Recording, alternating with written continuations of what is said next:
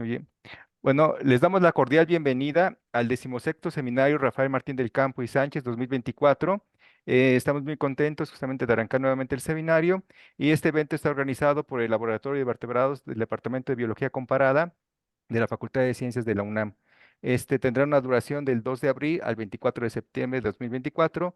En esta mesa nos acompaña el doctor Rogelio Aguilar, que es el coordinador del Departamento de Biología Comparada, la doctora Kathleen Ambap Steinley, que es organizadora y profesora del Laboratorio de Vertebrados, y nuestro invitado, el doctor Jorge Ignacio Servín Martínez, de la UAM Xochimilco. Le damos la palabra al doctor Rogelio Aguilar. Adelante, doctor Rogelio. Bueno, muchas gracias, Noé. Y muchas gracias y hola a todas y a todos, quienes estamos presentes. Y bueno, para mí de veras es un gran gusto estar aquí y aceptar la invitación de los organizadores de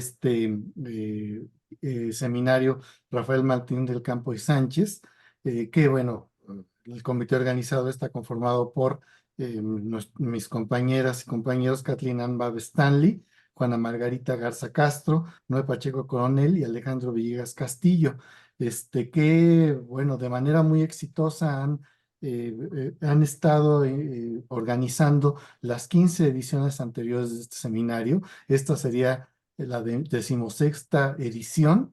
Y bueno, para mí es un gusto en mi calidad de coordinador del Departamento de Biología Comparada darles la bienvenida en la inauguración de precisamente decimosexto seminario Rafael Martín del Campo y Sánchez, que como cada año tiene una temática particular. Y en esta ocasión, la temática es el uso de la tecnología para el conocimiento y conservación de vertebrados en general, ¿no? Este laboratorio de vertebrados tan eficiente en este tipo de ejercicios de organización del seminario año con año, pues ha elegido este tema como fundamental, como estandarte en esta ocasión para enterarnos a distintos sectores de la comunidad interesada en el estudio de los vertebrados de estas nuevas tecnologías aplicadas para el conocimiento y la conservación de este grupo de animales. Este seminario pues está dedicado, como sabemos, al maestro emérito de la Facultad de Ciencias, el maestro Rafael Martín del Campo y Sánchez, quien fue pues, un destacado naturalista y que tuvo un gran interés tanto en la enseñanza de diversos grupos animales, en la historia de las ciencias biológicas y también en las raíces de lenguas indígenas. El maestro contribuyó enormemente en el conocimiento de distintas disciplinas en la historia de las ciencias. Eh, Evidentemente, su contribución para el conocimiento de la fauna fue notable y no sé qué ojos tendría ahora ante el advenimiento de estas nuevas tecnologías y su aplicación para conocer cosas que en algún momento dado, pues él seguramente no tuvo la capacidad de imaginarse, pero que ahora pues van a estar a nuestro alcance gracias a las ponencias de prestigiosos investigadores y colegas que se van a hacer cargo de esta serie de pláticas que, como bien mencionó Noé, van a durar por ahí hasta del mes de septiembre, ¿no? Entonces, a lo largo de este seminario, pues las distintas temáticas van a estar a cargo de prestigiosas personalidades de distintas instituciones mexicanas, básicamente, como es nuestra casa de estudios y otras como la UAM, en distintas unidades, distintas entidades de la UAM, el CIDIR de la Universidad de Oaxaca, la Unidad de Oaxaca del CIDIR, del Instituto Politécnico Nacional, la Universidad Juárez Autónoma de Tabasco, la Universidad de Veracruzana, y bueno, a nivel local, el Instituto de Biotecnología, el Instituto de Ciencias del Mar y Limnología y la Facultad de Medicina Veterinaria y Zootecnia.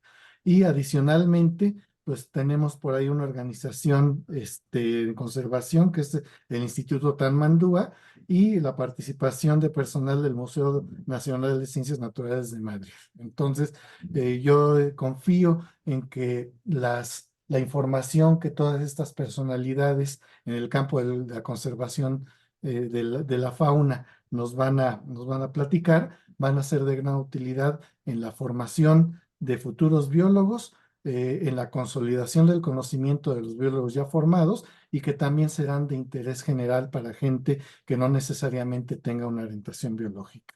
Entonces, pues para mí reitero, es un gran gusto inaugurar esta 16ª edición del seminario Rafael Martín del Campo y Sánchez, y yo estoy muy confiado, muy seguro de que va a ser un éxito tal como ha sido los 15 años anteriores. Entonces, pues muchas felicidades, muchas gracias por invitarme a participar y pues agradezco mucho la invitación, reitero, del comité de organización y del comité organizador, perdón, y la presencia del doctor Jorge Servín, que nos va a dar una plática sobre el uso de las nuevas tecnologías aplicadas para el conocimiento y conservación de mamíferos silvestres en particular. Entonces, pues cedo la palabra, agradezco nuevamente y quedo a sus órdenes. Sí, gracias, doctor Rogelio. Adelante, doctora Gatlin. Buenas tardes, bienvenidos a este 16º seminario Rafael Martín del Campo sobre uso de la tecnología para el conocimiento y conservación de los vertebrados. Esta actividad se concibe como un foro de análisis y reflexión sobre el conocimiento de los vertebrados y las perspectivas de estudio hoy en día. Esperamos que esto sea una actividad que brinde apoyo tanto a la investigación, a la docencia, como a la divulgación sobre temas actuales y relevantes.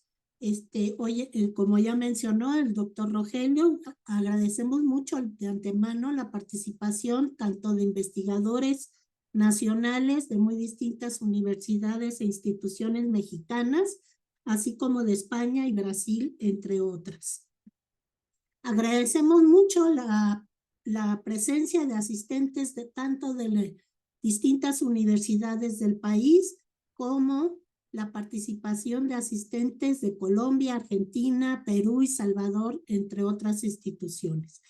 Y iniciamos este seminario con la participación del doctor Ignacio Servín Martínez, el cual es biólogo de profesión, con estudios de posgrado en España, en la Universidad Nacional de Costa Rica y en la propia Facultad de Ciencias, y tiene un postdoctorado en la Universidad de San Luis.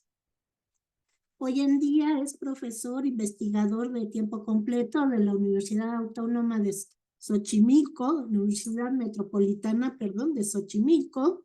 Trabaja en el Laboratorio de Ecología y Conservación de Fauna Silvestre en el Departamento del Hombre y su Ambiente. Ha realizado muy diversas investigaciones relacionadas con aspectos de la ecología, sobre todo de comportamiento, sobre poblaciones y comunidades, el manejo y conservación de fauna silvestre, principalmente de fauna de interés cinegético. Particularmente destacan sus trabajos con mamíferos carnívoros, como son sus trabajos sobre el lobo mexicano, el jaguar, la zorra gris, entre muchos otros trabajos que están enfocados a tener conocimientos que permitan recuperar, restaurar, conservar, manejar y aprovechar de manera sustentable los genes, las especies y los ecosistemas. Ha formado a muy diversos estudiantes de licenciatura y de posgrado. Obviamente cuenta con muchísimas publicaciones en revistas reconocidas e indexadas, y disfruta de actividades al aire libre, le gusta leer sobre filosofía de la ciencia y fotografiar la naturaleza. Trabaja con entusiasmo en la Casa Abierta al Tiempo en la Unidad Xochimilco, y agradecemos mucho su participación, que no es la primera, él ha participado en otras ocasiones en este seminario. Y sin más, le cedo la palabra al doctor Servín y le agradezco de antemano. Muchísimas gracias, doctora Ann Stanley, también al doctor Rogelio Aguilar, por supuesto a Noé Pacheco, a la doctora Margarita González y Alejandro Villegas, quienes amablemente me han estado invitando en diferentes años en que se ha llevado a cabo este seminario, que Y ahora que me volvieron a invitar me dio mucho gusto porque se está convirtiendo en un seminario clásico, ¿no? En un seminario muy abierto donde las personas interesadas en la conservación, manejo y aprovechamiento de la vida silvestre, eh, tenemos un espacio para debatir, ¿no? Y eso me entusiasma mucho porque es muy formativo para las nuevas generaciones. Entonces, muchísimas gracias a todos ustedes, miembros del Laboratorio de Vertebrados, también al Departamento de Biología Comparada y de la Facultad de Ciencias, que es mi alma mater. Me da muchísimo gusto regresar a compartir experiencias y conocimientos con ustedes. Bien, pues vamos a dar inicio a la charla al tema de inicial. También agradezco el honor de haber iniciado este decimosexto seminario. Yo me enteré hasta hace poquito que iba a ser el primer ponente, entonces me puse muchísimo más nervioso de lo habitual. Entonces, pero pues vamos a ver, miren, y justamente como es un seminario que va más allá de compartir información que uno genera o de lo que uno está haciendo, yo lo preparé con esta tesitura provocativa, porque las nuevas tecnologías, también pensándolo, pues a nosotros nos ha tocado vivir como biólogos y un poco también como seres humanos en una transformación del planeta impresionante, ¿no?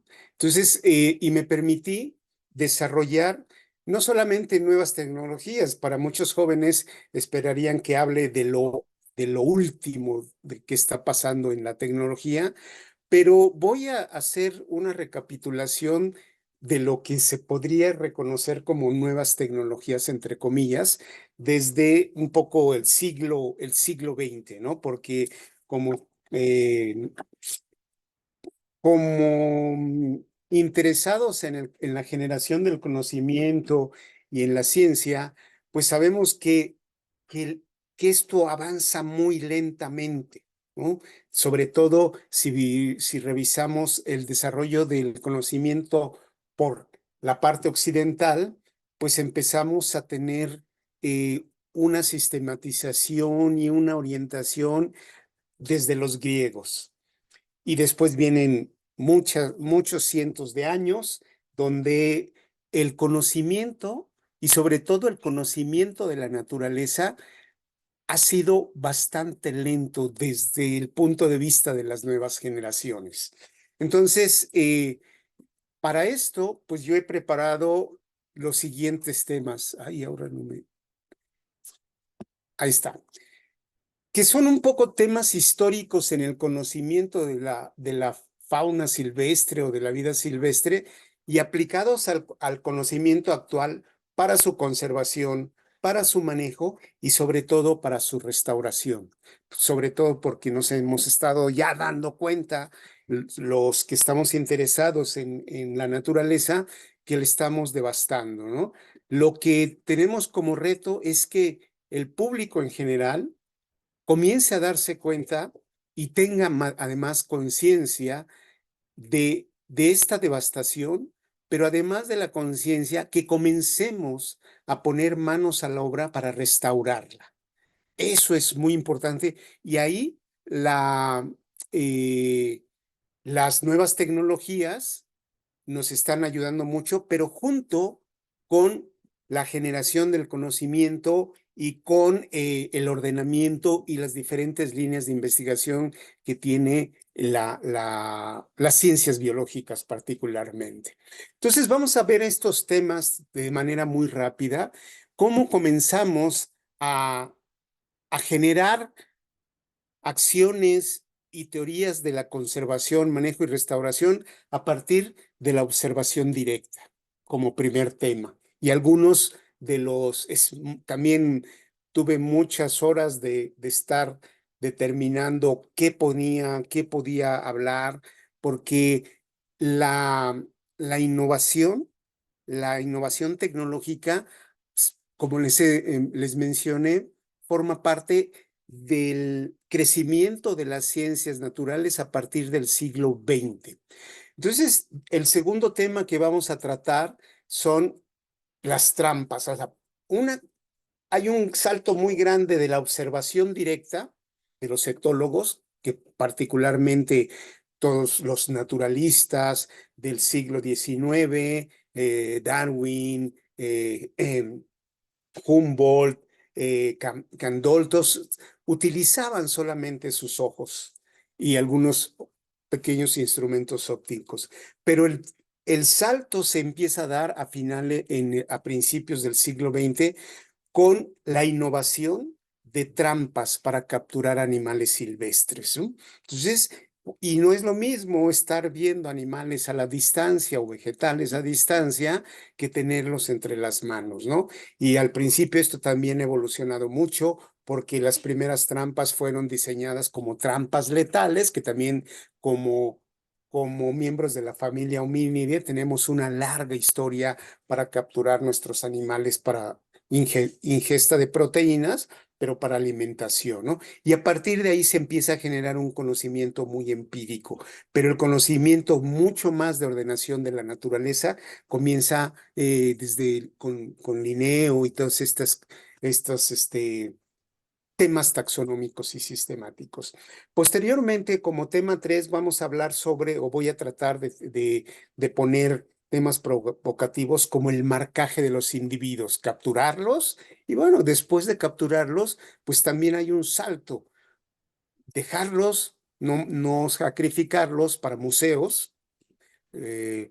Los países de la Edad Media, los grandes potencias mundiales de los 1500, 600 y 700, pues venían a América y se llevaron grandes cantidades de ejemplares que ahora forman parte de sus colecciones. Durante un tiempo fueron un poco atacadas, el hecho de matar, pero ahora justamente con estas nuevas tecnologías, con esta innovación no solamente tecnológica, sino científica y de software, esta cantidad de conocimientos que se acumuló durante cientos de años de estar recolectando animales, ahorita empieza a dar otro tipo de frutos, ¿no? Entonces, de trampas letales a trampas de sujeción vivos, a las trampas cámara, que son un poco en el ambiente virtual.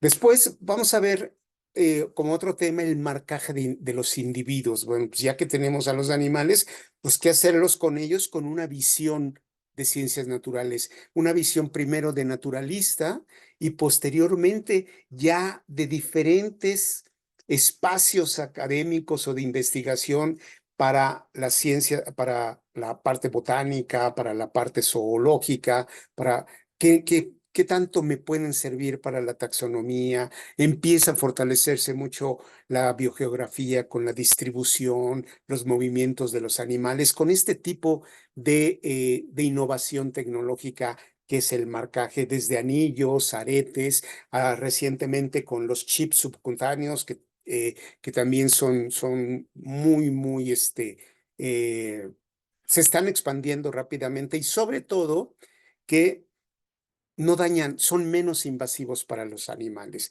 Y voy a hablar un poco de los actímetros, ¿no? Después voy a dejar los radiocollares, los actímetros que también son unos pequeños aparatos que nos están dando una cantidad de información que está complementando mucho de la información de ecología del comportamiento y de biología de la conservación.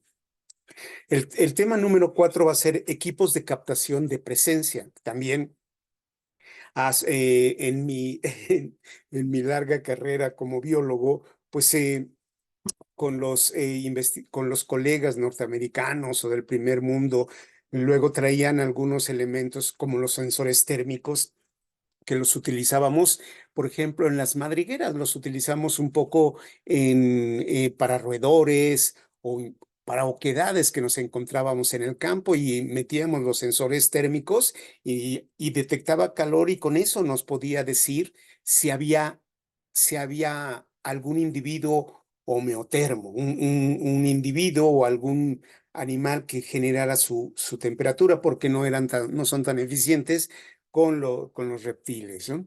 Y los sensores auditivos que ahorita hace unos 10 años empezaron a tener un boom por la complejidad, la sencillez y sobre todo por los precios. Y ahí vamos a tocar un poco el tema de las cámaras trampa. Al final vamos a ver los equipos electrónicos de seguimiento individual.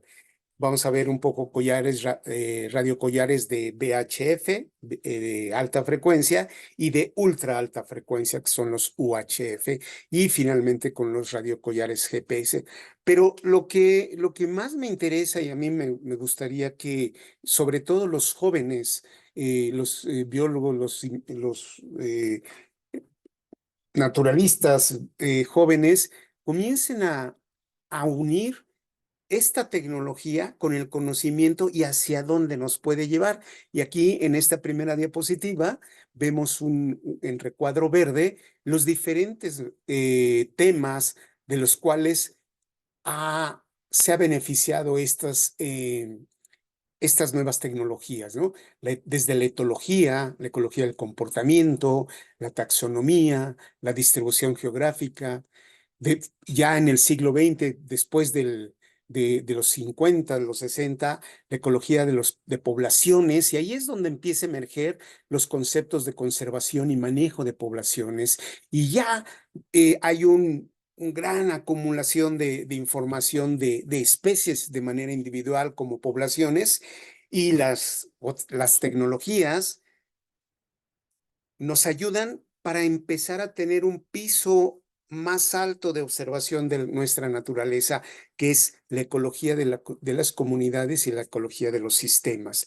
Y justamente con la ecología de comunidades, pues como todos ustedes han visto en sus clases, para hacer buena ecología de comunidades necesitamos muchos datos de diferentes poblaciones.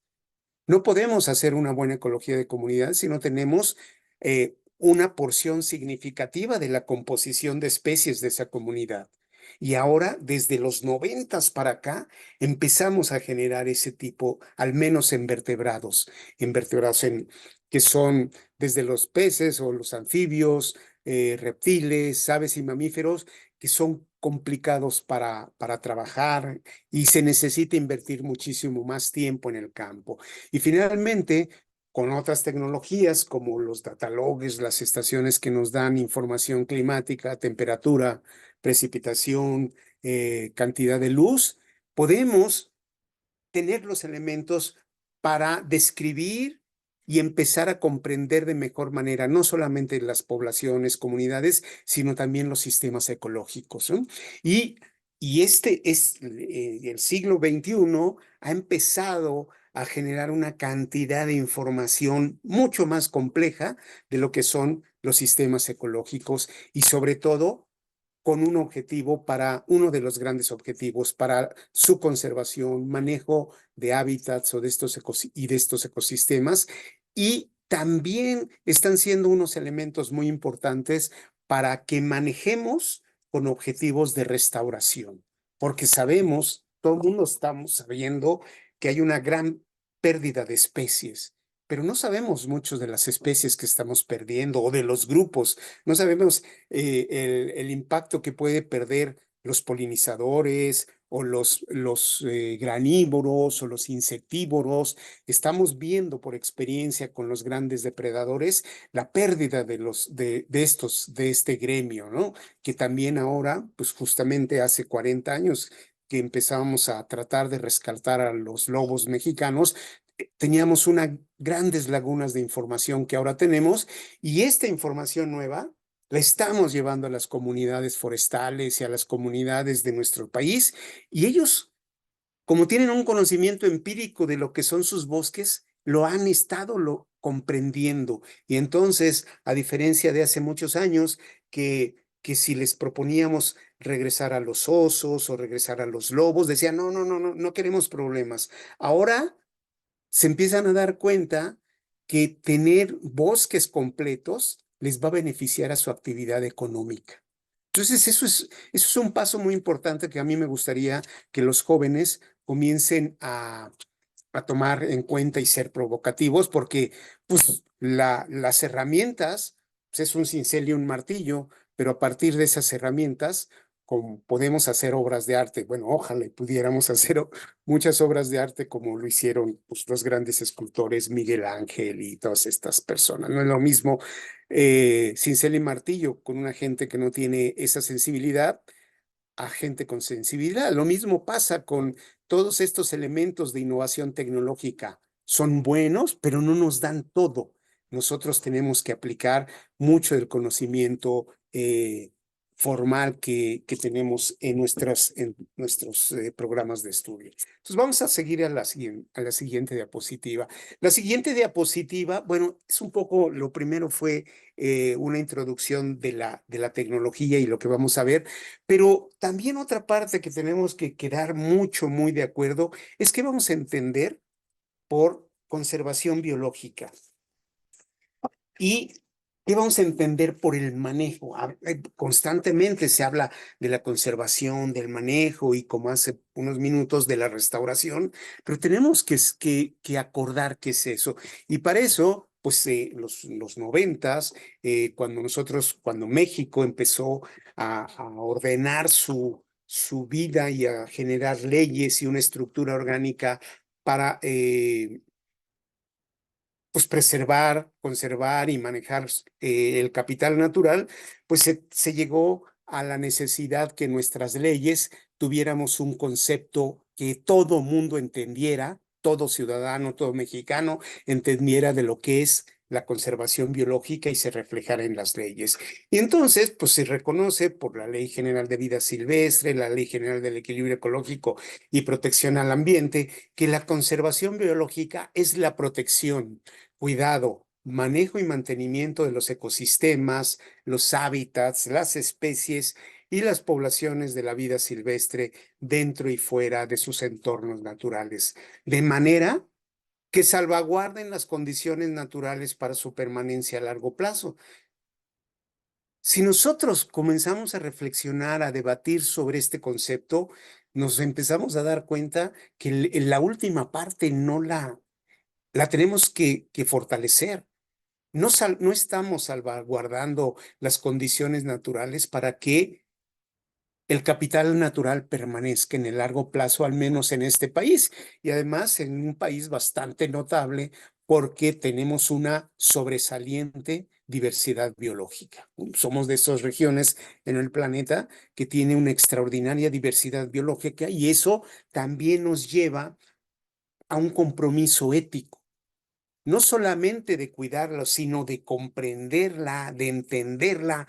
Y en este caso, a lo mejor toco puntos medio álgidos que pueden parecer como políticos, pero también los gobiernos deberían de meter más presupuesto a esta comprensión y este entendimiento de nuestro capital natural, porque como nosotros sí lo podemos entender o lo visualizamos, es la base de la estabilidad también económica y de la producción de alimentos, de medicinas y de una gran cantidad de servicios ecosistémicos que todavía incluso no reconocemos. Entonces, por eso yo creo que los biólogos de estas nuevas generaciones deben crecer con ese reto profesional, reto ético, como ustedes le quieren llamar, de generar una mejor naturaleza y comenzando por nuestra casa, comenzando por nuestro país, nuestro estado, etcétera, ¿no?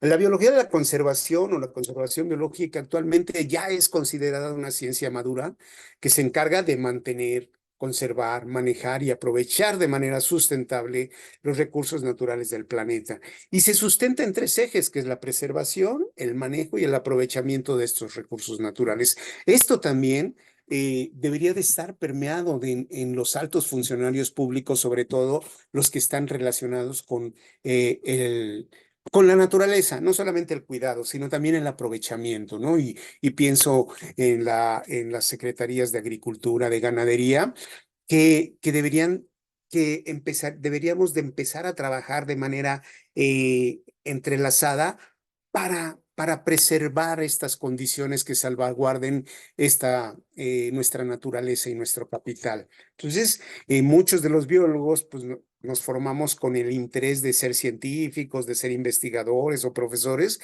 pero ahora estos diferentes caminos están haciendo que los jóvenes biólogos, los jóvenes ecólogos, los jóvenes interesados en los recursos naturales, también tengan otras oportunidades en otras arenas profesionales, como sería las consultorías privadas, la política, las consultorías, los senadores, los diputados locales, federales y estatales requieren de grupos especializados que tengan una formación científica sólida para que determinen y opinen cuáles serían las mejores o las leyes óptimas para preservar, conservar y manejar y utilizar nuestro capital natural.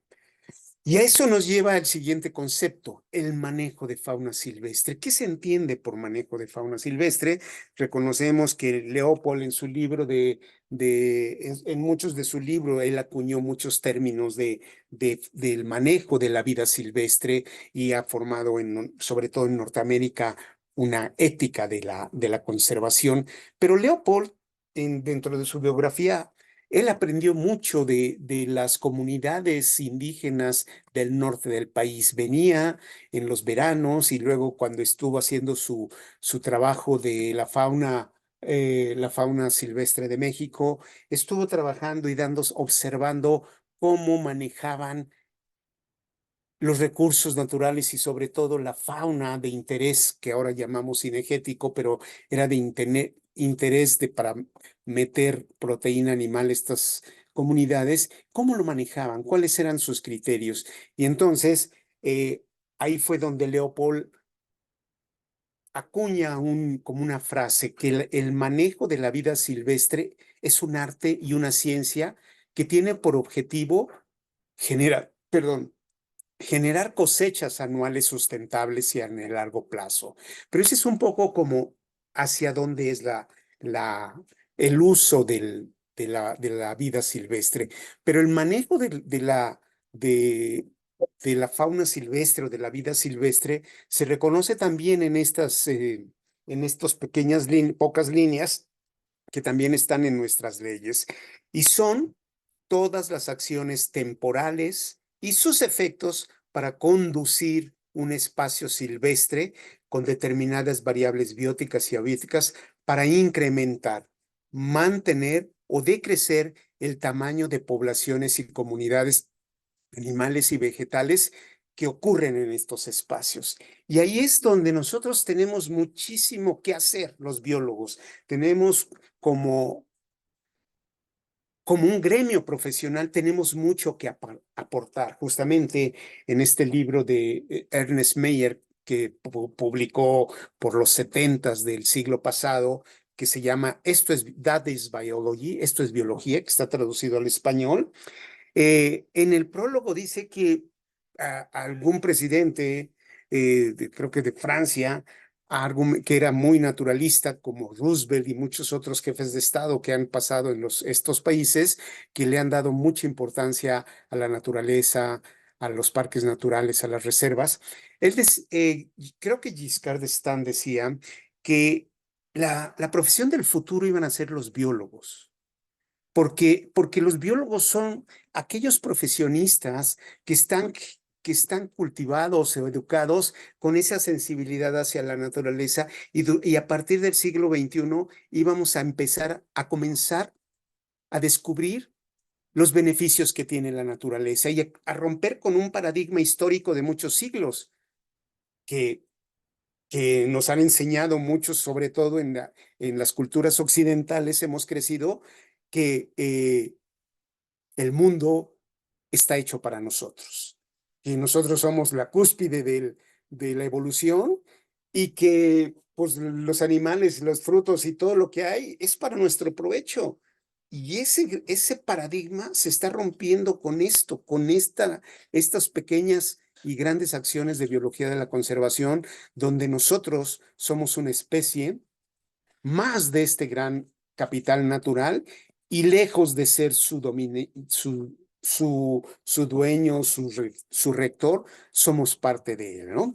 Y tenemos, así como parte de él, tenemos que respetarlo y tenemos que aprender a convivir con el resto de nuestras especies en nuestros entornos. Bien, entonces con estas definiciones o estos conceptos, vamos a empezar a ver para qué sirven los fierros, para qué sirven estas herramientas que hemos estado que yo elegí. Y vamos a empezar con el primer tema, que es la observación directa, ¿no? Los binoculares, los telescopios, los aparatos de visión nocturna, esos cambiaron y me sitúo por los años 40. Aquí solamente tengo, creo que es la siguiente diapositiva. Sí, bueno, había una, la borré, no sé por qué, donde están los tres grandes etólogos, que son Nico Tinbergen, el que está aquí con una cámara de cine, Konrad Lorenz y Abe Westphal. Estos etólogos estuvieron usando solamente su visión y comenzaron a hacer uso de telescopios, de binoculares para describir la naturaleza.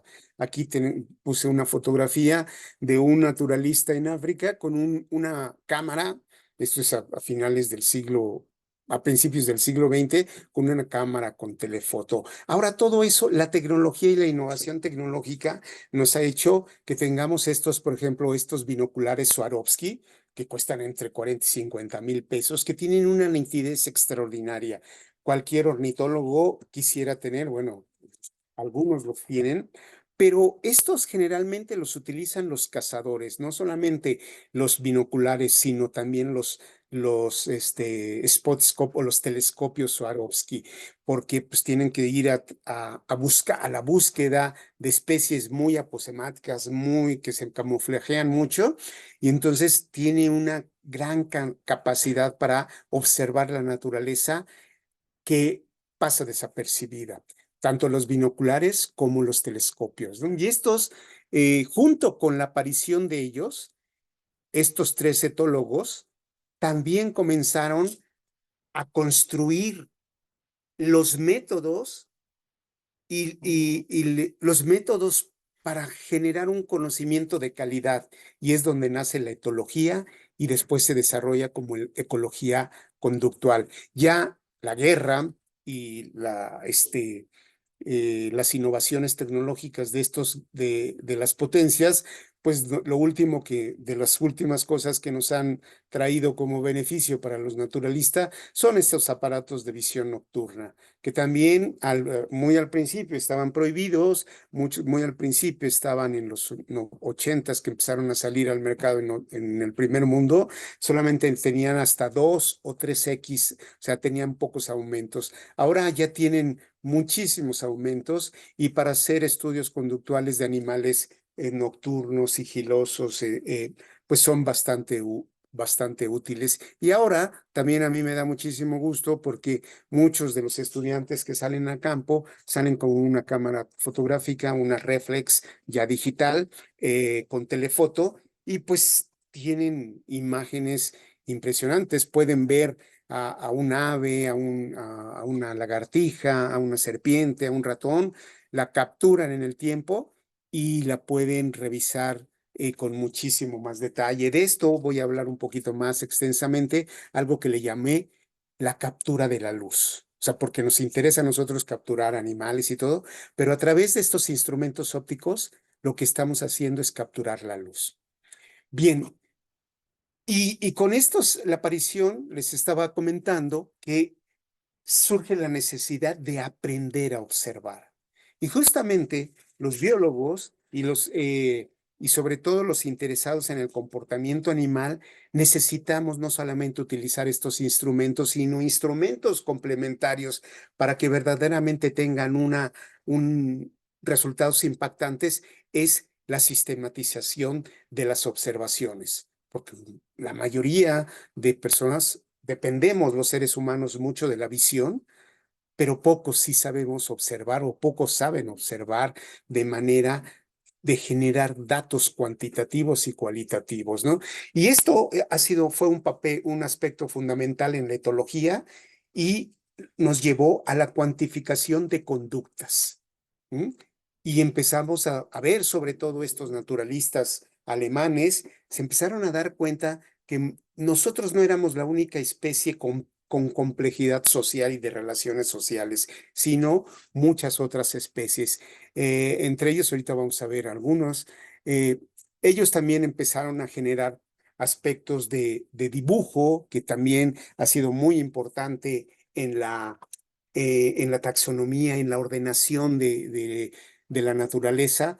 Desde todos los grandes naturalistas siempre llevaban un equipo o al menos un dibujante, un pintor, que les representaba fielmente a los ejemplares botánicos o zoológicos que capturaban. Incluso yo les digo a mis alumnos que José María Velázquez, el pintor mexicano, estuvo trabajando con Humboldt cuando él vino a México, y en el MUNAL, en el Museo aquí de Arte, hay algunas obras que hizo para Humboldt. Supongo que Humboldt no se las llevó porque vio algunos detalles que no cumplían con las reglas botánicas, y entonces están en el Museo de Arte de la Ciudad de México. Y eso se viene a solucionar con la fotografía. La fotografía son imágenes fieles, ¿sí? de formas, de colores, de estructuras, ¿no? Y luego, después de la fotografía, la filmación. Y ahora, con esta tecnología, una cámara reflex, ya no muy cara, porque se han ido abaratando mucho, una cámara Nikon o Canon o incluso Sony, pueden ser cámaras y pueden grabar también. Entonces, y la grabación en esta parte de los comportamientos, lo que generó son muchos cuadros por segundo, y eso evidenció conductas que se escapaban al ojo humano. Entonces, ahí también se empezó a ver. Y por supuesto, jóvenes, las notas de campo. Veo en las nuevas generaciones que llevan su cámara, sus cosas, pero se han olvidado un poco de la libreta de campo. Y la libreta de campo es esencial para pasar el conocimiento de lo no formal a lo formal. Entonces, las notas de campo que igual el papiro se inventó hace muchos siglos, pero sigue siendo útil. Igual las tabletas y todo eso, la documentación digital. Eso nos llevó a generar etogramas, hojas de registro, y hacer también análisis estadístico. ¿Qué detonan estas nuevas tecnologías? Que también antes veíamos uno o dos comportamientos, ahora tenemos muchos, y hay que aplicar análisis estadístico para determinar cuáles son los comportamientos más comunes, más raros, etcétera, su graficación y su interpretación. Aquí tenemos aquí estaba la fotografía que les hablaba de los tres grandes etólogos alemanes, Karl von Frisch, Konrad Lorenz y Nico Tinbergen, ¿no? Y ellos, por ejemplo, con sus observaciones, Lorenz escribió sobre la agresión, el pretendido mal. ¿Qué significa la agresión, no? Y eso es muy interesante que se revisen, y sobre todo ahora en la actualidad que está mucho la violencia de género y todas estas cosas, que revisemos las bases evolutivas de las diferencias, entre ellas la agresión, la sumisión y las conductas sociales amistosas, ¿no? Que evolutivamente aparecen no solamente en los seres humanos, sino en todos, curiosamente, como común denominador, en los grupos que forman sociedades. Y dentro de esas sociedades, pues hay señales corporales que paran o estimulan la consecución de estos comportamientos, como por ejemplo aquí tenemos en una agresión de un lobo, la sumisión pasiva de un lobo receptor para inmediatamente la agresión. Aquí también hay una sumisión, no hay una agresión tan fuerte, pero aquí está dándose cuenta el lobo negro que el lobo blanco le está presentando una sumisión, y esos son elementos genéticos muy importantes que paran las agresiones. Entonces, en nosotros, en nuestras sociedades, posiblemente hemos perdido mucho estos mensajes de posturas y no hacemos mucho caso a la solicitud de paro de agresión a través de una sumisión activa, pasiva o sumisión de grupo, ¿no? También encontramos cómo el aprendizaje importante a la hora de nacer de los polluelos, de las primeras imágenes que ven, se improntan, tienen un aprendizaje rápido y la siguen. Y no solamente, posteriores investigaciones no solamente dieron datos para las imágenes, sino para los olores. Los olores son muy importantes en esas primeras etapas de los animales sociales para fijar una relación de lazos amistosos. Todas estas cosas las estuvimos ejecutando entre los 80s y el 90 para desarrollar el lectograma de lobos mexicano. Y aquí es donde vamos a empezar un poco a ver cómo hemos utilizado estas herramientas novedosas en programas y acciones de conservación, de restauración y de manejo de la vida silvestre. Y para eso lo que nosotros hicimos fue a abrevar o usar la escuela europea, lo que habían las recomendaciones o los métodos que habían generado Lawrence, Schenkel y Siemens. Después lo contrastamos o lo mejoramos con la escuela norteamericana, particularmente de David Mech y John Fentres, que Fentres se fue alumno de Inbergen y vino a América, y aquí empezó a fundar y a generar grupos de etólogos. Aquí también hay una diferencia. En Europa la etología sigue muy vigente, en América casi no hay, ¿no? Y muchos de los actualmente ya se está empezando a recurrir a la etología y a la ecología del comportamiento, porque hay muchas acciones que pueden ser benéficas en la conservación y en la reintroducción, sobre todo de grandes depredadores y también de presas, ¿no? Luego, eso nos lleva a la generación de la ecología conductual. Y esta ecología conductual ya empieza con los ingleses y los norteamericanos a estar enfocada con fines de conservación y manejo en el mediano y en el corto plazo, ¿no? Uno de los primeros fue Schaller, Hans Krug, y esta gente que a través de estos pequeños aparatos empezaron a entender cómo se organizaban los depredadores, las hienas, las presas, y comenzaron a tratar de generar programas de protección primero, ¿no? Hacia unos y otros. Y eso fue los primeros pasos de los conservacionistas, etólogos y ecólogos conductuales. Esto también nos lleva a que, como les había comentado, no sabemos observar muy bien, es complicado, porque cuando estamos viendo a los animales, incluso en los zoológicos, hay dos tipos en general de comportamientos: los eventos y los estados. Generalmente son más comunes y duran mucho más tiempo los estados. Y vamos a la jaula de los leones o al recinto, perdón por lo de jaula, al recinto de los leones,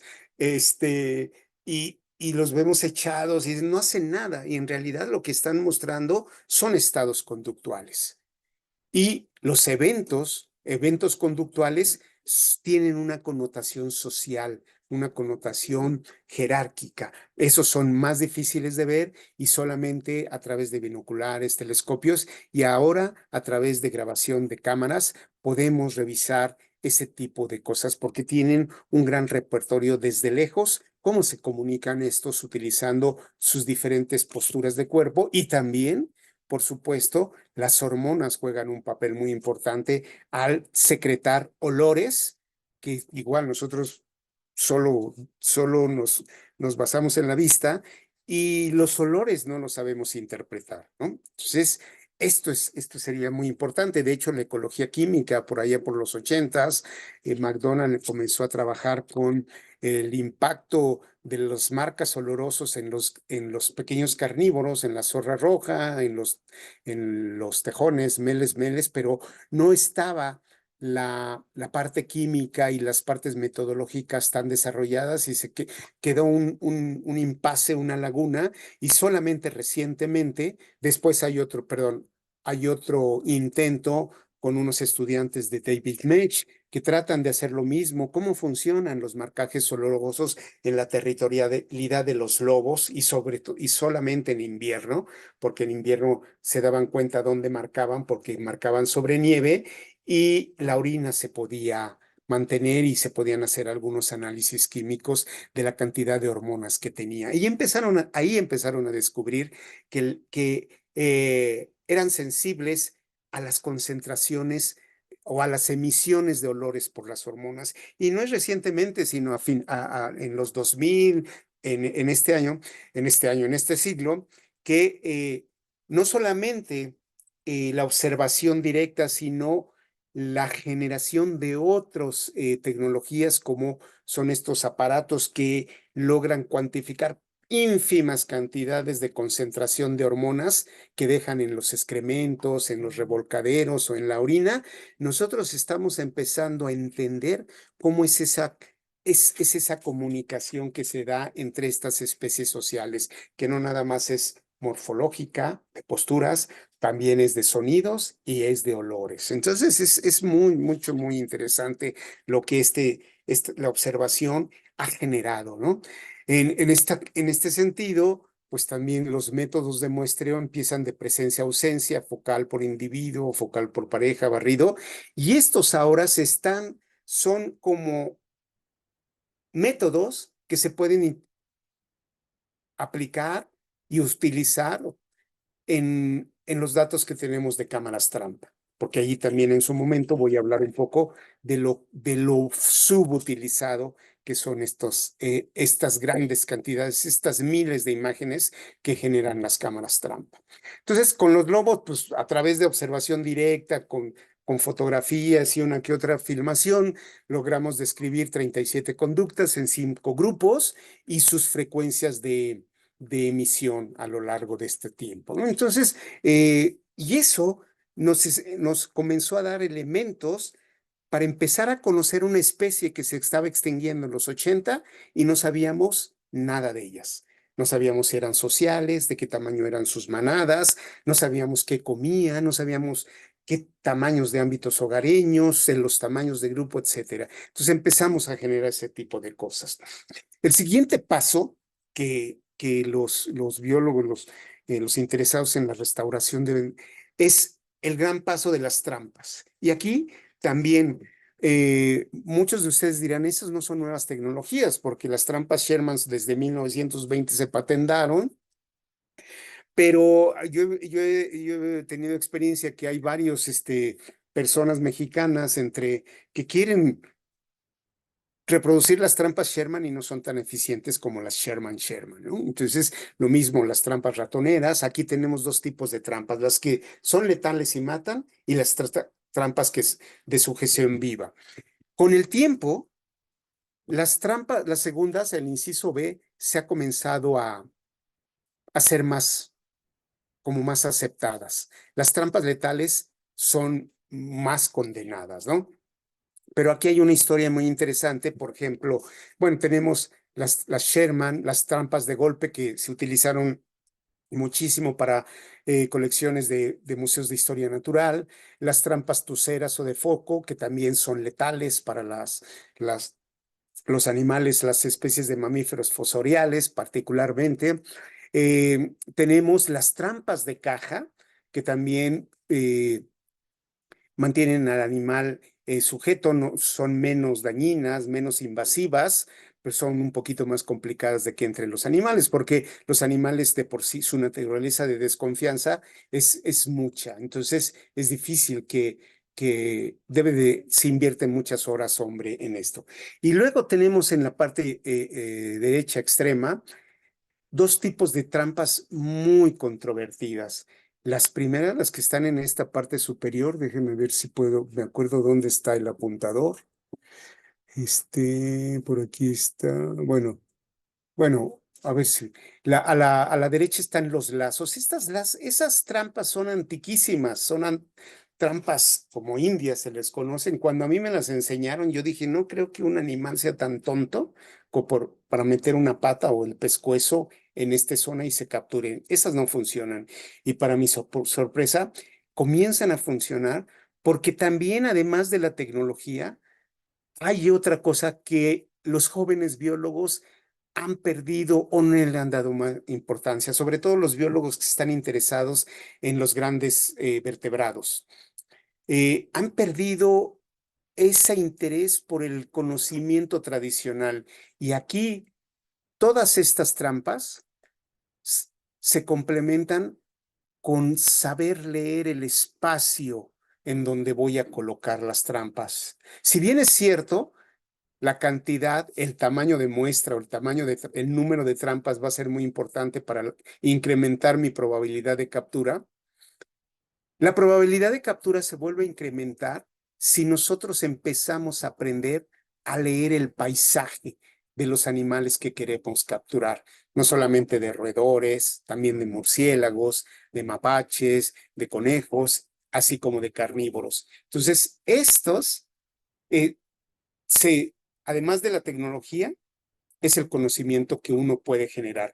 Y les voy a hablar un poquito más ahorita de las trampas de cepo, que ya no encontré una trampa de las antiguas, que se conocen como de muey, donde estos aros antes eran unas muelles, eran un cuadrado, perdón, estas pequeñas protuberancias eran unas muelles. Entonces, sobre los 80s, la mayoría de investigadores que trabajaban con osos, con lobos, con pumas, utilizaban las trampas tradicionales, incluso algunas que tenían dientes. Y el movimiento de protección animal lo que hizo fue las fabrica igual que esta. Victor es una empresa norteamericana que distribuye trampas por todo el mundo. Y las cerraron por demandas porque sus trampas eran muy dañinas y sometían a dolor o a amputaciones a los animales. Y lo que hicieron estos empresarios, por todos lados vendían trampas. Hicieron un concurso o como llamaron a hicieron pública un llamado a todos los tramperos para que les enviaran las modificaciones que le hacen a sus trampas. Porque yo me enteré cuando te pones en el mundo de los tramperos no utilizan las trampas como se las mandan de fábrica. Siempre les dan alguna adaptación porque esa adaptación la incorporan por su experiencia. Y entonces lo que hicieron ellos, muchos, al final se nutrieron de tramperos australianos, europeos, de Alaska, de Siberia, de las regiones más remotas de la Mongolia, y quitaron las muelles y en lugar de muelles implementaron estos resortes, que es un par, cambiaron lo que le llaman, bueno, el disparador y quitaron la muelle. Y esta forma del pedal lo que mantiene es una presión constante y la muelle lo que hacía, la presión conforme pasaba el tiempo se incrementaba, por lo tanto era muy letal, ¿no? Entonces, y un gran efecto que tuvo para disminuir significativamente los daños a los animales fue que le recortaron el grosor de las quijadas y en lugar de quijadas le colocaron acero, perdón, ay, se me fue la palabra, de alta presión, neopreno de alta presión, de alta densidad. Y entonces esto es algo súper importante. Si los interesados en esto lo pueden buscar toda esta historia en el Journal of Wildlife Management y el Bulletin en los 80s. Del 80 al 86 estuvieron saliendo todas estas discusiones y el porqué de cada una de las adaptaciones. Cuando la trampa cierra rápidamente, lo que hace el neopreno absorbe la energía, toda esa energía cinética que trae la fuerza del resorte y la convierte en calor. Y ese calor lo que hace, como es neopreno de alta densidad, lo reblandece y lo hace blando. Entonces, a la hora de que golpea, absorbe una gran cantidad de energía y se vuelve blandito y se amolda al, a la, al, a la forma de la pata o de la falange, de todo eso, y disminuye muchísimo su letalidad y no hay fracturas, no hay contusiones, hay un golpe fuerte, ¿no? Y entonces, y el animal se queda sujeto ahí por, por mucho tiempo, ¿no? Pero se recomienda revisarlas cada 6, 8 horas y luego no está por la parte de atrás. Aquí le agregaron abajo algo que se llama destorcedores. Aquí se ve uno. Estos destorcedores hacen que el animal pueda girar las veces que quiera y nunca se va a detener. Va a ser como un reguilete y entonces el animal no tiene peligro de luxarse, de fracturarse o de tener una fractura expuesta. Entonces, esto fue muchísimo y lo que recomiendan es que se fijen estas trampas. Entonces, pues a mí me enseñaron con este tipo de trampas y los animales, los carnívoros que yo capturo, pues son con estas, ¿no? Igual mucha gente los, no les gusta, argumentan crueldad, pero pues yo no, lo que hacen es que asustan al animal. Lo asustan porque es algo que lo sujeta de manera improvisada y ahora hay lazos de cuello, lazos de pie, también se han estado quitando estos cepos duros y estas quijadas se han estado convirtiendo en lazadas de acero que son menos letales, ¿no? Entonces, la innovación no solamente es de un año, sino los fabricantes en este sentido de tener que a los biólogos o a los naturalistas nos interesa tener y marcar animales sanos en buenas condiciones para saber bien de ellos, entonces han estado implementando esa tecnología. Bueno, aquí tenemos unas pequeñas fotografías de lo que usamos con las trampas. Esta es de Mara Anet, son fotografías de su trabajo donde pues ella estuvo capturando roedores de manera muy exitosa y aquí es donde empiezo a ser un poco provocativo. La mayoría cuando hacemos retículas de ratones o series de redes, nos interesa una especie y generalmente nos interesan las especies más dominantes. Cuando yo hice un poco el inventario de los mamíferos de Durango, me di cuenta que las especies más representadas en las colecciones de roedores son las especies más raras. Las especies más comunes, las dominantes, están poco representadas en las colecciones. Esto es porque, bueno, es un poco también falta de visión cuando uno hacemos las cuestiones. Hay que colectar jerárquicamente, pero lo que hacemos, yo he visto muchos estudiantes de licenciatura, incluso de posgrado, que se pasan 1 o 2 años trabajando con retículas para ratones y solamente agarran los datos de la especie dominante. Y todos los datos de la comunidad los desechan. Y esto mismo está pasando con las cámaras trampa. Me interesa solamente que es el mapache y solamente elijo los datos de los mapaches y no hago por ver cuál es la función de la abundancia de los mapaches cuando suben, bajan las otras abundancias. Entonces, esta como parcialidad en el uso de los datos viene desde las cámaras trampa. Bueno, vamos a dejar un poco eso, ese tema y ahora vamos con el marcaje de individuos. Los marcajes, pues aquí tenemos muchos, desde anillos. Los más nuevos serían estos, los microchips. Aquí les puse en esta diapositiva los 2 cosas que ya nos hemos olvidado, como en esta diapositiva pongo, de marcar con pintura o con aretes o con ectomización de falange por meter estos microchips que son unas pequeñas cápsulas que pueden grabar información, que tienen un número y son subcutáneos, generalmente se ponen en el dorso de los animales y se leen con estos aparatos. No, se pueden leer incluso cuando esté en la trampa Sherman, y tenemos datos muy eficientes. Los otros son los collares de radiotelemetría. Estos, pues como todo mundo sabe, empiezan desde seguirlos a pie casi por triangulación a los nuevos collares que ya tienen una tecnología GPS, que la localización de los animales los mandan a su computadora y a su oficina.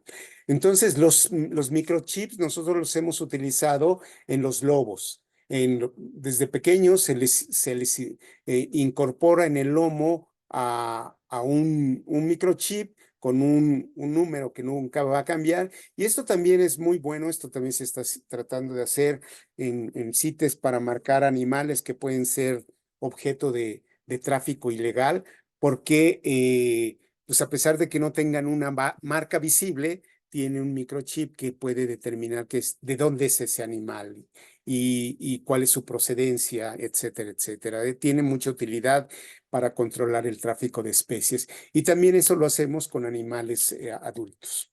Aquí están unas fotografías de los anillos. Los anillos más se han utilizado con las aves y con ellos hemos reconocido mucho sus rutas migratorias, sus distribuciones o sus movimientos altitudinales de determinadas especies en función de la temporada, la puesta de cámaras trampa, etcétera. Y vamos a ver ahora en estos marcajes individuales algo que es interesante, la actimetría, que también hay pocos,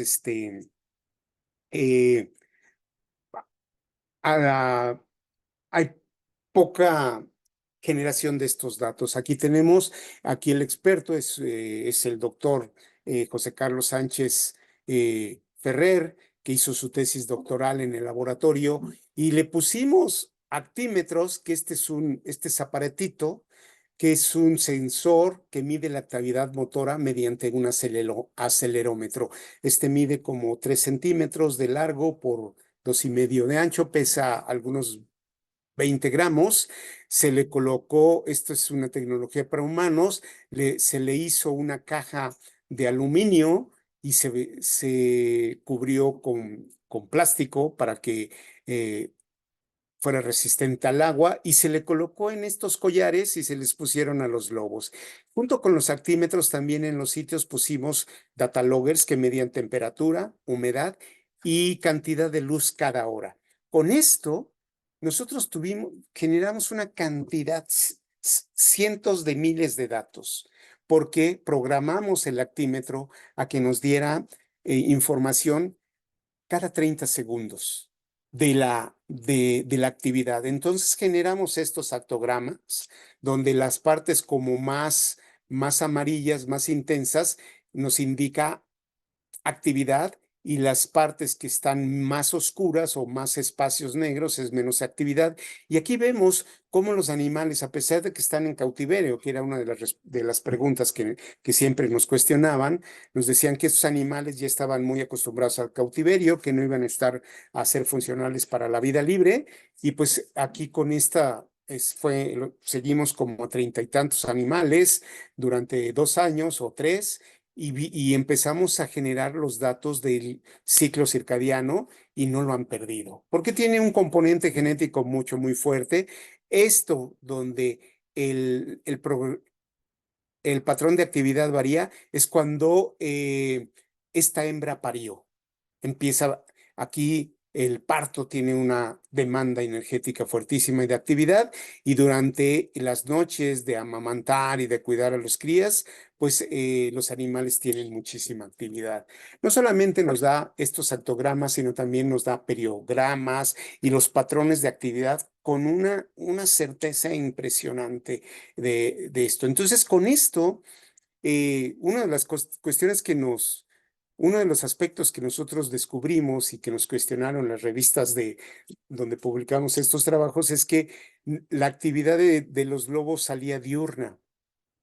Y ellos decían que toda la actividad de los lobos en el hemisferio norte y muy al norte es nocturna, Y nuestra explicación, y por eso también se publicó, fue que los periodos de luz y obscuridad no son tan extremos como en el norte, que allá tienen periodos de 18 horas de luz o 18 horas de oscuridad y 4 horas o 6 horas de luz. Y aquí tenemos de 13 a 11, de 14 a 11, no es tan fuerte. Entonces está la actividad.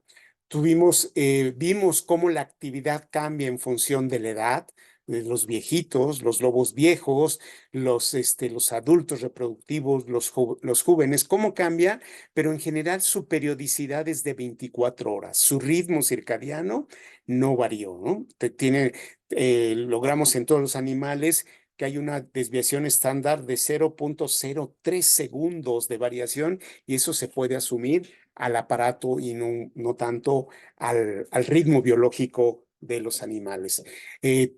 Sabíamos cuándo exactamente iniciaba la actividad, cuándo terminaba, cuánto duraba, con este nivel de exactitud, cuáles eran los picos de actividad de estos, y así generamos gráficos comparativos, como ya les había, de los adultos reproductivos, de los no reproductivos. Esto se tiene que los juveniles, los seniles, se tiene que contrastar con la energía que gastan estos animales, ¿no? Y, por supuesto, en vida libre, por las demandas de presas que requieren durante la época reproductiva o la época de gestación. Y aquí está también cómo estos gráficos de actividad varían significativamente a lo largo de las estaciones tradicionales de primavera, verano, otoño e invierno.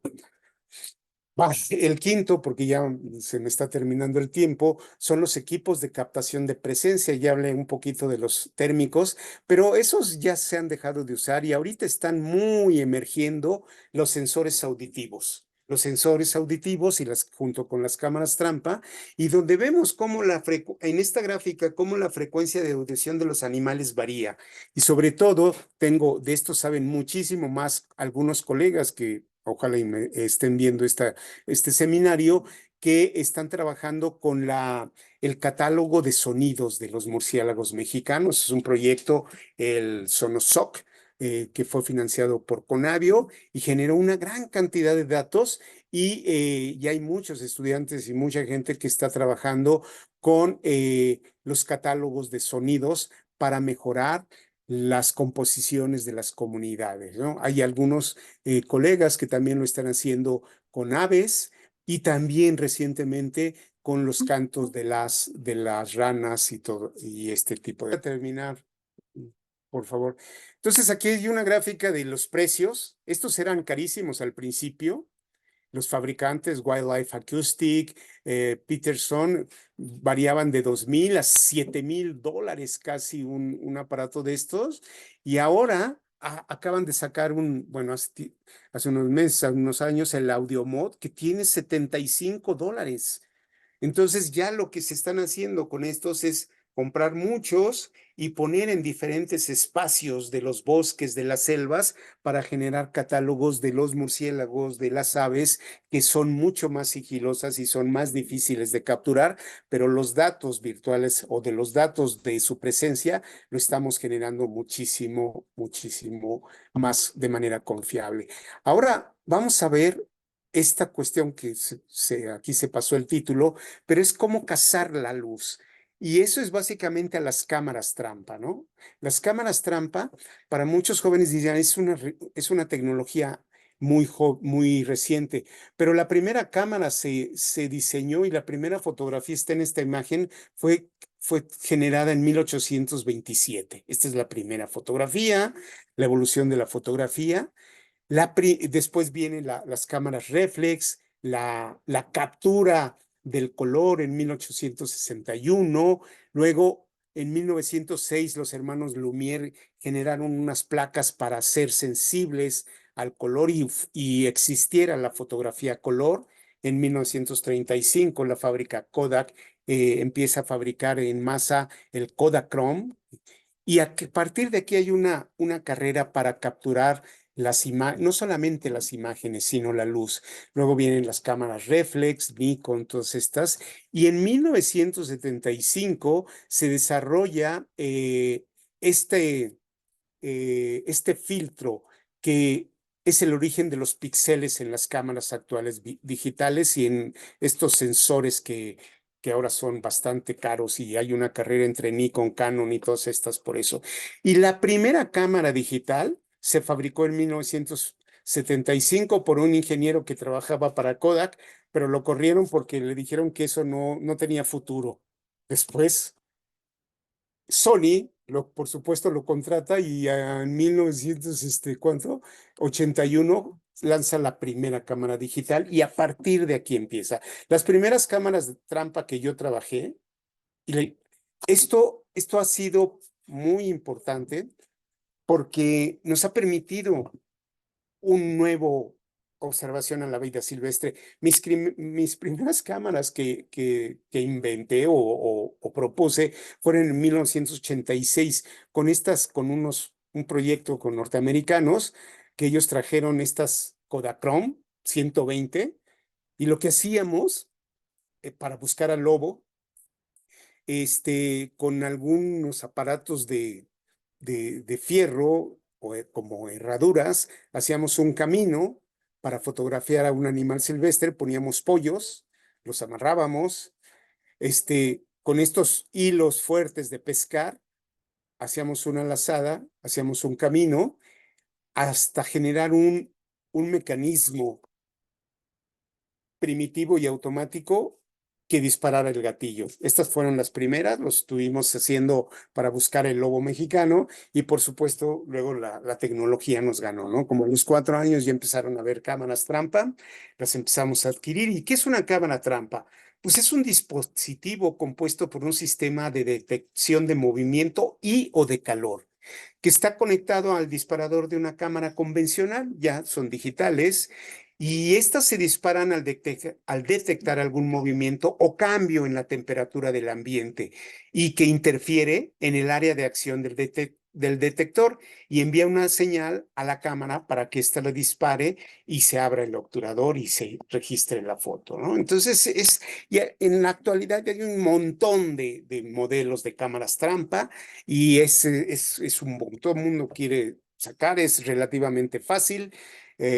Estas son las primeras cámaras donde había un emisor, un receptor, las activas, las pasivas, ahora ya son pasivas, donde no se necesita un espejo para que se interfiera la cámara, ¿no?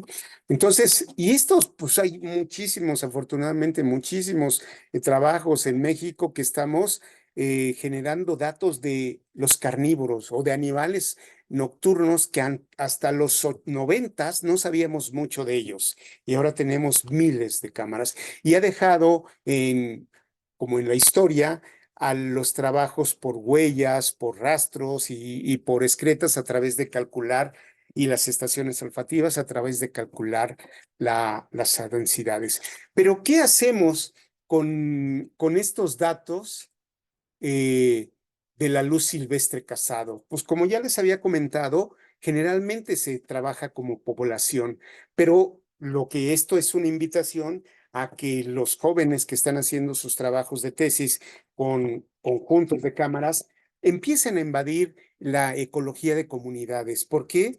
Porque con las cámaras, con un año de muestreo, pueden tener la composición de las especies y la riqueza, la composición de ese lugar. Por lo tanto, la riqueza y cómo varía la riqueza a lo largo de las estaciones, cómo son las abundancias de las especies en ese sitio, cómo varía la abundancia y también cómo la diversidad está fluctuando a lo largo del año, cómo las especies dominantes van cambiando y cómo la uniformidad de especies también cambia en función de qué, de los recursos. Y justo con eso, ahora tenemos no solamente los elementos para generar estos datos, sino las técnicas estadísticas de análisis multivariado para entender, para ordenar y clasificar estos datos y tratar de comprender cómo se estructuran estas comunidades. Entonces, esta es una invitación. Aquí están, cómo la dinámica de la comunidad varía en el tiempo, pero es el conjunto de carnívoros que está haciendo a lo largo de creo que 2 años. Estos son datos. Nosotros tenemos en el laboratorio un proyecto que estamos ahora cumpliendo 10 años de tener un montón de cámaras trampa en los bosques de pino encino, y junto con porque nos interesa la comunidad, pero después de eso podemos dividir o repartir a dinámicas poblacionales de cada una de las especies que conforma esa comunidad. Y además de eso, también podemos generar datos de los ritmos biológicos, los circanuales, los circalunares, los circadianos, a través de ser muy ordenado y sistemático en el registro de estas cosas. Y la provocación es que este tipo de proyectos no se conviertan en proyectos de 1 año o de 2 años o de 3 años, sino de largo plazo, porque sobre todo por nuestro capital natural, que somos un país notablemente diverso, también las dinámicas de las especies y de las comunidades y de los sistemas ecológicos tienen que variar con respecto a lo que se ha encontrado en los grupos más norteños o sureños, los análisis de hábitat, etcétera. Finalmente, ya para terminar, nosotros lo que estamos haciendo es meter 2 tipos de técnicas: los modelos de ocupación o los modelos espaciales con cámaras trampa y la radiotelemetría. Ya estoy en el tiempo, estoy un poco nervioso. Entonces, con el uso de estas 2 tecnologías, las cámaras trampa y la radiotelemetría, lo que estamos haciendo es responder otras preguntas más profundas de los modelos de ocupación, cómo estos modelos de ocupación son dinámicos en el tiempo, en el espacio, en las diferentes altitudes, a través de trabajar con pares de cámaras, de especies. Y vemos cómo metiendo estos modelos de ocupación que tienen sitios fijos de cámaras trampa, la radiotelemetría, que también se ha abandonado mucho con las cámaras trampa. La radiotelemetría nos da la ventaja de estar siguiendo a los animales exactamente a donde va ellos, no a donde los llamamos o pasan por una cámara trampa. Ahí encontramos más sus movimientos en libertad y vemos cómo se sobreponen sus ámbitos hogareños, sus espacios, cómo estas dimensiones espaciales, temporales y tróficas están variando entre las especies y nos están dando una gran cantidad de reflexiones y de datos para argumentar más sobre la competencia, sobre la exclusión competitiva, sobre la coexistencia de animales y, por supuesto, pues les estamos metiendo la dinámica trófica, que eso es lo que está como determinando, ¿no? Entonces, con estas interacciones temporales podemos ver cómo cambian, y esto lo que nos está dando son muchos elementos para hacer programas de conservación y manejo cada vez más a la medida de las reservas, de los espacios naturales en los que tenemos, porque sabemos cómo son los patrones de actividad, cómo se sobreponen, cuáles son las especies presa que funcionan más, que funcionan menos, etcétera, etcétera. Y para hacer la radiotelemetría, pues lo que tenemos que hacer es capturar a los animalitos y en buen estado. Aquí tenemos una Tomahawk con un radiocollar y los elementos para medirlos. Lo anestesiamos, le ponemos su chip, le ponemos su radiocollar y lo liberamos en el mismo sitio de manera y se tienen que ir sanos para que nos entreguen datos que en conjunto con las cámaras trampa, esta es una estación de cámara trampa, donde vemos uno de nuestros animales radiomarcados, y también tenemos datos para comparar la fidelidad espacial que te dan las cámaras trampa con respecto a lo que te dan los seguimientos intensivos de cada hora de la radiotelemetría. Y no estamos utilizando radiocollares de GPS, lo seguimos como dice, a pie, ¿no? Con los GPS, pues sería muchísimo más. Lo seguimos con estaciones fijas de antenas, con antenas móviles, y así generamos los datos de nuestro ámbito hogareño. Ya, esta es la última. Para finalizar, jóvenes, aquí están las flechas. Todos los temas que vimos, el impacto que tiene en la etología, en la ecología conductual, en la taxonomía, en la distribución geográfica de las especies, en la ecología de las poblaciones, con énfasis en la conservación y el manejo de estas. Ecología de comunidades. De aquí para abajo, de la ecología de comunidades, es un campo muy fértil para tesis, de posgrado, de maestría, de doctorado, porque, bueno, esto hay algunos huecos, pero estos son terrenos relativamente vírgenes que las nuevas tecnologías nos van a dar muchísimos más datos que lo que hicieron con los clásicos. Entonces, esto sería una invitación para que si están en un laboratorio donde están utilizando cámaras trampa o radiotelemetría o las dos cosas, pues comiencen también a trabajar el software, las preguntas importantes de la ecología de las comunidades, de los sistemas, de la distribución, de la conectividad, y lo pueden hacer para manejar, para conservar o para preservar las especies o las comunidades o los grupos de su interés. Entonces, por último, para finalizar, pues quiero agradecer porque utilicé datos de todos, de los integrantes de mi laboratorio, que es el Laboratorio de Ecología y Conservación de Fauna Silvestre. Pues aquí está John, José Carlos, César, Dorita, Aarón, León, Graciela, Marianita, Flor, y todos están ahí, y todos, este trabajo que lo estamos haciendo, pues generalmente trabajamos en bosques templados, y lo que es un reto más, eso va de mi parte, es la sinergia de conjuntar tantos datos para generar mejores programas de preservación, conservación, manejo y restauración de la fauna silvestre, y para variar, eso lo estamos utilizando actualmente para el lobo mexicano. Entonces, muchísimas gracias. Si tienen algunas preguntas, espero poder responderlas. Muchísimas gracias.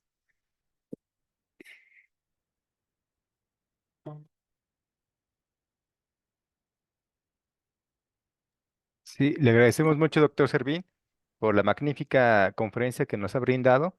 Y sí, ¿quieres leer las preguntas, Katy? O... Sí, está bien. Doctor, muchas gracias por su plática. Tiene muchas felicitaciones y agradecimientos, muchísimas preguntas. Samuel da las gracias por su charla tan interesante y dice que uno de los datos interesantes que mencionó es el hecho de saber leer el paisaje, y a eso se le suma el conocimiento que se tenga de la especie o especies que se están trabajando. Pero por ahí alguien pregunta si podría explicar un poco qué es eso de saber leer el paisaje. Mira, esto de salir, gracias, muy interesante pregunta, porque miren, esto de leer el paisaje, yo lo aprendí para capturar carnívoros silvestres, y lo aprendí a través del conocimiento tradicional de los tramperos, que es un empleo que se ha estado perdiendo o ya se perdió en México. ¿Mm? Sobre todo los ranchos ganaderos del norte de México tenían tramperos que su objetivo era limpiar de osos, de pumas, de lobos, de coyotes, de linces o de animales que podían afectar al ganado. Y entonces, cuando yo estuve interesado en capturar coyotes y gatos y todo esto, fui con algunos de ellos, y las técnicas decían: pones así la trampa de esta manera, pero no decía nadie en dónde. Entonces me contacté con los loberos que le ayudaron a McBride a exterminar a los lobos, y ellos me enseñaron. Y por ejemplo, un trampero trabaja 12 trampas, no más, en un área de 300 kilómetros. Y yo decía, bueno, con 13 trampas, como con los lazos, no lo vamos a poder agarrar nunca nada. Y entonces ellos me dijeron: pues es que hay que saber leer el paisaje, y el saber leer el paisaje se traduce como la observación de los movimientos de los animales a través de los rastros. Entonces, me enseñaron no solamente a rastrear, a identificar los huellos, sino las huellas y los excrementos y un poco, sino en dónde marcan, dónde hacen sus marcas. Y generalmente los animales silvestres, sobre todo los carnívoros, son como nosotros, son ahorradores de energía, no son flojos, son ahorradores, y no suben los cerros y los bajan, sino utilizan mucho puertos, utilizan corredores. Tienen corredores que uno, si los empieza a saber leer, sabe si es un corredor de un carnívoro grande, mediano o pequeño. Y esos corredores son los que hay que buscar para antes de entrar a ese corredor o a ese túnel, poner trampas de cepo. Y las trampas de cepo, como me enseñaron y como los capturaban, a diferencia de las cámaras trampa, no usaban cebo. Una trampa de cepo, que les llamaban matreras, las ponen en sitios donde el animal transita casi todos los días, lo ha pasado durante toda su vida y va despreocupado. Y se le ponen 1 o 2 cepos para que en alguno de esos 2 meta una pata y el espacio es de este tamaño. También cuando yo empecé dije, no es posible que un animal vaya, un lobo, un coyote, un gato, un puma, vaya a meter el pata. Debe ser muy tonto, muy distraído, o o la divina providencia lo debe llevar para allá, pero sucede. La sorpresa fue cómo a través, también por supuesto lleva un conocimiento tradicional del tamaño del paso, el tamaño de las huellas, que eso solamente los biólogos jóvenes dicen, este es puma, este es jaguar, este es ocelote, pero no tienen la curiosidad de medir la distancia que hay entre las patas delanteras y las traseras, entre las manos de adelante con las patas de atrás, porque eso es clave para poner cepos que funcionen, donde la probabilidad de captura se maximice. Y eso es leer el paisaje. Entonces yo con 12 cepos, pues en un espacio muy grande, yo decía, bueno, pues vamos a ir a poderlos a ese puerto, vamos a buscar rastros, y cuando íbamos, buscábamos rastros, marcábamos los rastros, y también aprendí a utilizar los instrumentos tecnológicos de ellos. Generalmente los tramperos tradicionales andan en burros o en mulas. Entonces, no caminan, ¿no? Entonces, pues me subí, aprendí a andar en burro, en mula, y a leer el paisaje. Ahora, pues sustituyo eso, porque además los animales son muy sensibles a nuestros olores, a las botas, y entonces con un caballo, una mula, uno no va dejando rastros. Y ahora, en lugar de mulas y de rastros, utilizamos cuatrimotos. Una cuatrimoto donde lo que deje el rastro que dejamos es un rastro de hule. Y la actividad de leer el paisaje y de poner trampas, eso lo quité, es una actividad muy pulcra, porque uno delimita el espacio de trabajo y no se tiene que salir de ahí. O sea, la ropa que utiliza, hay muchos muchachos que quieren poner trampas y están junto a un árbol y se recargan al árbol y están llenos de desodorante, llenos de loción. Y entonces lo que hacen, ponen una gran cantidad de anuncios diciendo, aquí estuvo un humano, cuidado. Y entonces ya se lo van detectando mucho antes, y entonces el animal ralentiza su marcha y pasa con mucho cuidado. Si uno es pulcro y va y no pone su olor ni rastro, el animal va como si nosotros fuéramos a la estación del metro, corriendo, corriendo, corriendo, y un día nos abren una coladera y nos caemos y nos torcemos ahí, porque la coladera la abrieron en la noche, ¿no? Entonces, eso es leer el paisaje, ese es el conocimiento que necesitamos rescatar para saber ponerle los cascabeles a los gatos. Por ahí preguntan cuánto es el tiempo de vida de una cámara, de una fototrampa.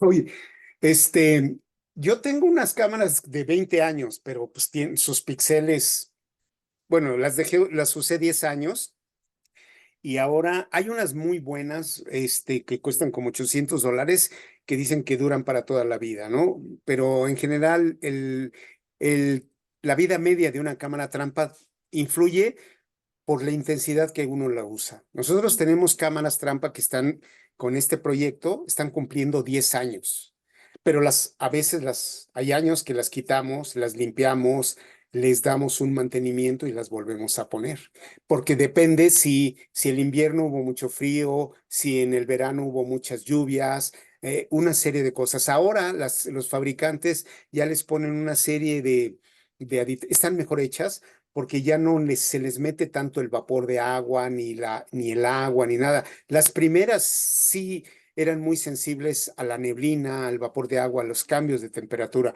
Ahora, en promedio deben de durar 3 años. Tienen muchas preguntas y comentarios por su excelente ponencia, pero se nos acabó el tiempo, entonces las mandaremos Sí, los chats. entiendo, doctora. Lo último que me faltó decir, que ya me salté, lo de los drones. Lo de los drones lo estamos utilizando justamente, o se debe de utilizar para acercarse a las madrigueras y también para poner con más eficiencia trampas. Ajá. Y un favor, doctor, si podría poner en el chat dónde podrían comunicarse. Está aquí. Está Aquí sí, está arriba. mi correo. Es el institucional. Ahí está, estoy a sus órdenes. Para la gente que tenga alguna duda, algún comentario, con gusto responderé. Pues muchísimas gracias por tan interesante plática. Todos hemos vivido un poco todas esas transiciones de técnicas de captura y de muestreo, y creo que es importante que conozcan la evolución de las técnicas a lo largo del tiempo, ¿no? Así es. Bueno, pues muchísimas Sí. gracias a todos. Agradecemos mucho realmente su participación y esperamos verlos en la próxima conferencia. Sí, Al contrario, muchísimas gracias. sí, les agradecemos mucho, doctor Servín, por esta excelente conferencia.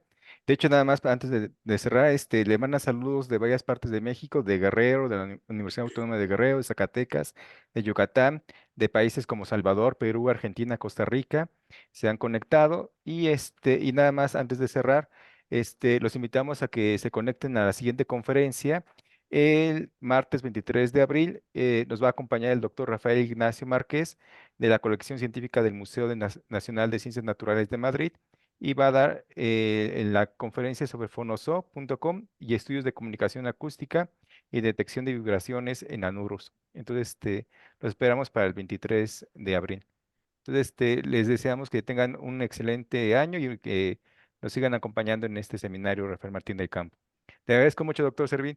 Te mando por correo Así su es. constancia. Muchas gracias. Gracias, Gracias muchísimas a gracias. todos, nos estamos Gracias. viendo. Que tengan buena tarde todas y todos. Gracias.